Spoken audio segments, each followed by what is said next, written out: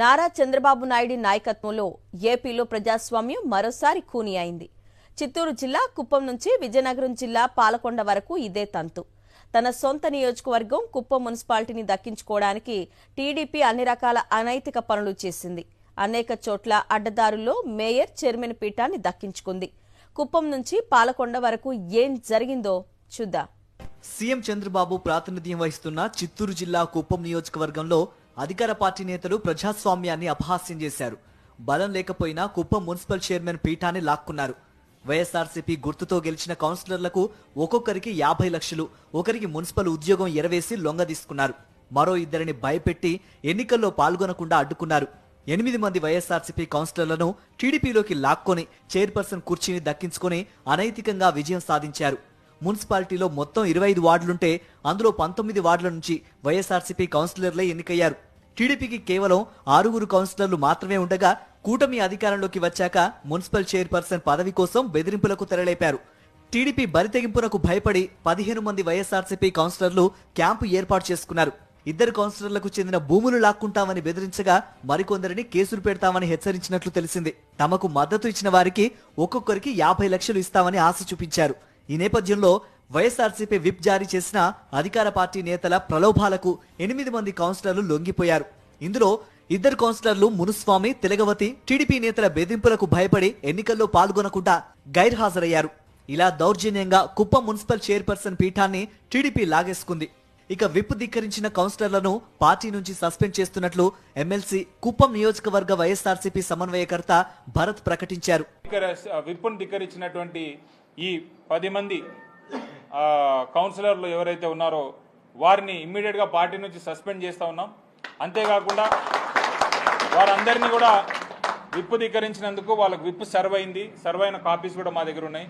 విప్పుని ధిక్కరించినందుకు హైకోర్టులో వాళ్ళ మీద మేమే పిటిషన్ వేసి వారు ఏదైతే ఆఫీస్ హోల్డ్ చేస్తున్నారో ఆ ఆఫీస్ని హైకోర్టు ద్వారా ఆ ఆఫీస్ని తీసేసే విధంగా వాళ్ళకి ఆ కౌన్సిలర్ పదవి ఉండకుండా చేసే విధంగా చేయడానికి మేము ప్రయత్నం చేస్తాం. పార్వతీపురం మన్యం జిల్లా పాలకొండ నగర పంచాయతీ చైర్పర్సన్ పదవి కోసం జరిగిన ఉప ఎన్నికలో నాటకీయ పరిణామాలు చోటు చేసుకున్నాయి. ఈ మున్సిపల్ చైర్పర్సన్ పదవిని ఎస్సీలకు రిజర్వ్ చేశారు. మొత్తం 20 వార్డులుండగా 17 వార్డుల్లో వైఎస్ఆర్సీపీ కౌన్సిలర్లు ఎన్నికయ్యారు. 19 రెండవ వార్డులకు చెందిన 2 మాత్రమే ఎస్సీ సభ్యులు ఉండగా 19వ వార్డుకు చెందిన ఎండవ రాధాకుమారిని చైర్పర్సన్ గా అప్పట్లో వైఎస్ఆర్సీపీ ఎంపిక చేసింది. ఇటీవల వ్యక్తిగత కారణాలతో రాధాకుమారి తన పదవికి రాజీనామా చేశారు. దీంతో ఎన్నిక అనివార్యమైంది.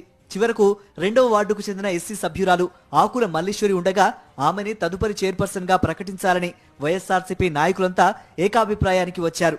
ఈ పీఠంపై కూటమి పార్టీలు కన్నేశాయి. టీడీపీ మాయోపయంతో స్వతంత్ర అభ్యర్థినంటూ మల్లీశ్వరి నామినేషన్ దాఖలు చేశారు. టీడీపీకి చెందిన 2 సభ్యుల మద్దతు అందించడంతో ఆమె చైర్పర్సన్ గా ఎన్నికైనట్టు ప్రకటించారు. ఆ వెంటనే మల్లీశ్వరికి రాష్ట్ర మంత్రి గుమ్మడి సంధ్యారాణి, జనసేన ఎమ్మెల్యే నిమ్మక జయకృష్ణ టీడీపీ కండువా వేసి పాలకొండ చైర్పర్సన్ పదవి తమదేనని ప్రకటించుకున్నారు. ఈ ఎన్నికకు వైఎస్ఆర్సీపీకి చెందిన 14 మంది కౌన్సిలర్లు హాజరు కాలేదు. గుంటూరు మేయర్ పదవిని బెదిరించి భయపెట్టి టీడీపీ లాగేసుకుంది. మార్చిలో అప్పటి మేయర్ కావటి మనోహర్ నాయుడు రాజీనామా చేయడంతో ఇక్కడ ఉప ఎన్నిక అనివార్యమైంది. మొత్తం 56 మంది సభ్యుల్లో కూటమి బలం కేవలం 11 కాగా 18 మందిని చేర్చుకోవడంతో వారి బలం 29కి చేరింది.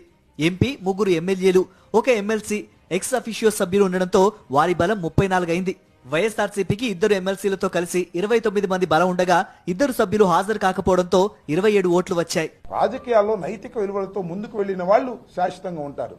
మా పార్టీ తరపున మా ఫ్యాను గుర్తు మీద జగన్మోహన్ రెడ్డి గారి ఆశీస్సులతో, జగన్మోహన్ రెడ్డి గారి ఆర్థిక సహాయంతో గెలుపొందినటువంటి వీరు ఈ పార్టీ వదిలి ఆ పార్టీకి వెళ్లారంటే రాజకీయంగా వారు భూస్థాపితం అయిపోయినట్టే. టీడీపీ సీనియర్ నేత యనమల రామకృష్ణుడి నియోజకవర్గం తుని మున్సిపల్ చైర్మన్ స్థానాన్ని కూడా టీడీపీ అడ్డదారిలోనే దక్కించుకుంది. తుని మున్సిపల్ చైర్పర్సన్ ఎన్నికకు వైఎస్ఆర్సీపీ నుంచి టీడీపీలో చేరిన 17 మంది కౌన్సిలర్లు హాజరు కాగా 11 మంది వైఎస్ఆర్సీపీ కౌన్సిలర్లు ఎన్నికను బహిష్కరించారు. పోటీలో మరెవరూ లేకపోవడంతో చైర్పర్సన్ నార్ల భువన సుందరి ఏకగ్రీవంగా ఎన్నికైనట్టు ప్రిసైడింగ్ అధికారి ప్రకటించారు. గ్రేటర్ విశాఖ మేయర్ పీఠాన్ని టీడీపీ అన్యాయంగా లాగేసుకుంది. విశాఖ మేయర్ పై ఇటీవలే అవిశ్వాస తీర్మానం పెట్టి దక్కించుకున్న మేయర్ పీఠంపై టీడీపీ పీలా శ్రీనివాసరావును కూర్చోబెట్టింది.